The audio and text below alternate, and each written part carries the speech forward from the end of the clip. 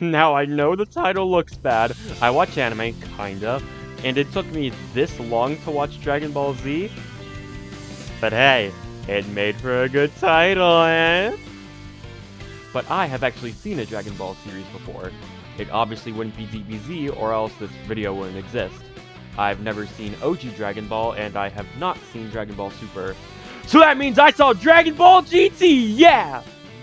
Okay, I really only saw occasional reruns of it when I was really young, so I remember basically nothing about it other than Goku is turned back into a kid for some reason, and that banger opening!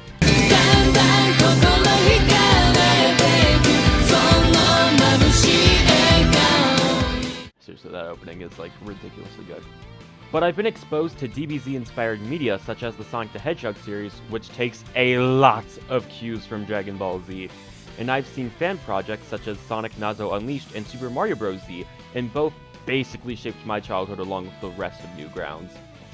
And all of this makes it seem even more weird that I have not seen Dragon Ball Z. But it's finally time, and by that I mean I got bored on a road trip and I watched episode 1 because why not, and it became an obsession of mine. If anyone is wondering what version of the show I'll be watching, I am watching the English dub of Dragon Ball Z Kai, and at first I had no idea what the difference was between the original version and Kai. But it turns out that the animation is remastered into HD, everything is redubbed, the dub is more faithful to the Japanese original, and all of the filler is removed so it more closely follows the story of the original Dragon Ball Z comics. And as someone who is a fan of the Pokemon anime, the words "no filler" mean the world to me. And this version was the most easily accessible to me due to it being on Hulu, which was nice. Thankfully, Dragon Ball Z Kai starts out with a recap of the OG Dragon Ball series, and it filled me in quite well. Then we open with a guy named Frieza destroying Planet Vegeta, and two parents are going to send their baby Kakarot, who is obviously Goku, in a pod very much like Superman. We find out that Goku is a being called a Saiyan, and he's sent away to Earth as Planet Vegeta is destroyed.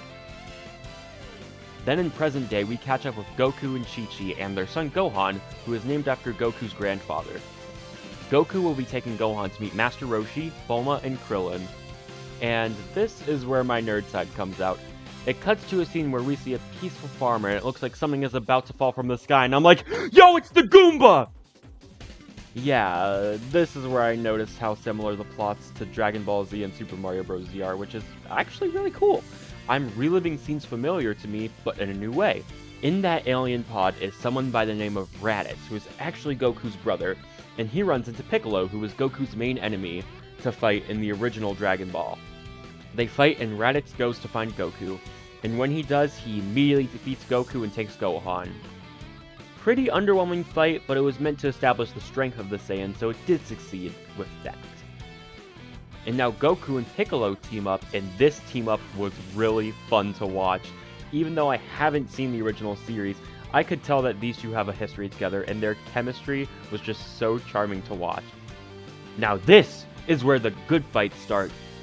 Even Gohan gets some action, revealing he's got some Saiyan power in him. The battle ends with Goku sacrificing himself to kill Raditz. The intro literally says nothing ever dies, and Goku dies like 3 episodes in, like he's already dead. Also, speaking of the intro, it slaps. Definitely one of my favorite anime openings, like, ever. But now, more Saiyans are on the way to Earth, one being named Vegeta, and the other's name I cannot bother to remember. Goku's friends are going to gather the Dragon Balls to wish Goku back to life while he does training with King Kai in the afterlife, and Piccolo will take Gohan to train. Also, King Kai is absolutely hilarious, from his voice, Sean Schimmel is such a good actor, oh my god, as well as his jokes and just overall how he acts. He's a very charming character to watch. So Vegeta and, this guy have arrived at Earth, and all of Goku's friends join together to fight them.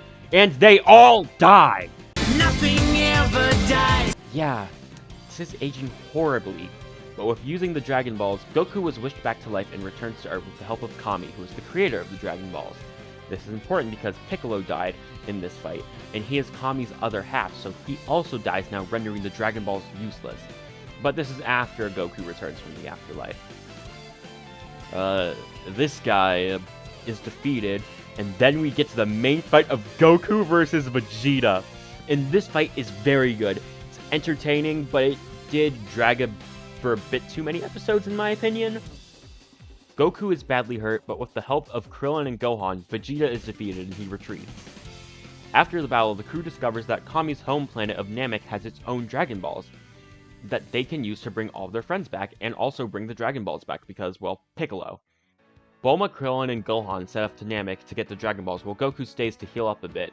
But when they get there, the evil Frieza is there gathering the Dragon Balls to grant himself immortality.